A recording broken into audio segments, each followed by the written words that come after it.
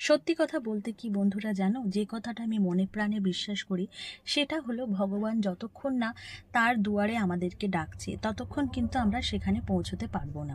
ঠিক তেমনই এবছর মা বিপত্তারিণীর পুজো উপলক্ষে আজ আমি যে মন্দিরে এসে হাজির হয়েছি সেটা কিন্তু আমার শ্বশুরবাড়ির পাড়ারই প্রতিষ্ঠিত একটি মন্দির। তো প্রায় অনেক বছর পর জানি না হঠাৎ করে কেন এই মায়ের মন্দিরে মা বলল আমরা এবছর এখানেই পুজো দেব। ওই যে বললাম না, মা যতক্ষণ না তোমাদেরকে ডাকছে ততক্ষণ না আমরা সেখানে পৌঁছাতে পারি না। ঠিক তেমনই হয়তো মায়ের ডাকেই সাড়া পেয়ে এবছর চলে এসেছি আমরা এই মায়ের মন্দিরে। তো এখানে যখন এসে পৌঁছালাম তখন দেখলাম প্রথম পর্বের পুজোটা কমপ্লিট হয়ে গেছে, আর তারপর আমরা আমি মা আমার শাশুড়ি মা আর সাথে আমার মাও তিনজন মিলে একসাথে খুব ভালোভাবে মায়ের পুজো দিলাম। ঠাকুরমশাই আমাদেরকে পুষ্পাঞ্জলি করিয়ে তারপর মায়ের ব্রতকথাও শোনালেন। খুব ভালো লাগলো। সব শেষে ধূপ দ্বীপ দেখিয়ে এবছরের মতন মা বিপত্তারিণীর পুজো আমরা সম্পূর্ণ করলাম।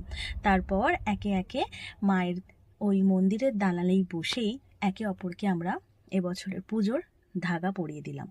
আমি দুই মাকে পরিয়ে দিলাম আর আমার শাশুড়ি মা আমাকেও পরিয়ে দিল। সত্যি এবছর দুই মাকে সাথে নিয়ে আর মা কালীর সামনে পুজো দিতে পেরে মনটা ভীষণই খুশি হয়ে গেল। জানি না, হয়তো সবই মায়ের ইচ্ছা, সবই মায়ের কৃপা। মা হয়তো চেয়েছেন তাই আমরা মায়ের কাছে আসতে পেরেছি। তো মায়ের কাছে প্রার্থনা করি মা যেন সকলকে ভালো রাখেন, সুস্থ রাখেন। মন্দিরে পুজো দিয়ে বাড়িতে চলে এসেছি, আর তারপর বাড়ি থেকে আবারও সোজা চলে গেছিলাম দিদির বাড়িতে। কারণ দিদির বাড়িতে হয় মা বিপত্তারিণীর পুজো। ওরা এই মা বিপত্তারিণীর মূর্তি বাড়িতে প্রতিষ্ঠা করেছে, আর এবছর এই পুজো দ্বিতীয় বছরে পদার্পণ করেছে।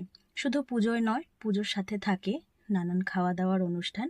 তো এখানে দেখো যারা উপোস করেছেন তাদের জন্য প্রসাদ বানানো হচ্ছে।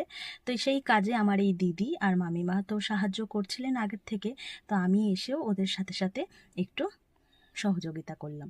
আর তারপর আবারও চলে গেলাম পুজো অনুষ্ঠানে। আর এখানে দেখো সবাই মিলে একসাথে মায়ের ব্রতকথা শুনলাম, আবারও সবাই একসাথে মায়ের পুষ্পাঞ্জলি দিলাম। ভীষণ ভালো লাগছে মনটা। আজ সারাটা দিন মায়ের পুজো দিয়েই কাটালাম, আর সবাইকে একসাথে পেয়ে এই পুজোর অনুষ্ঠানে আসতে পেরে খুবই ভালো লাগছে। তো শুধু পুজো নয়, পুজো উপলক্ষে থাকে খাওয়া দাওয়া সমস্ত কিছু। যারা উপোস করে তাদের জন্য তো আলাদাভাবেই ব্যবস্থা করা হয়, আর যারা আত্মীয় স্বজন থাকে তাদের জন্যও কিন্তু আলাদাভাবে ভোগ প্রসাদের ব্যবস্থাও করা থাকে।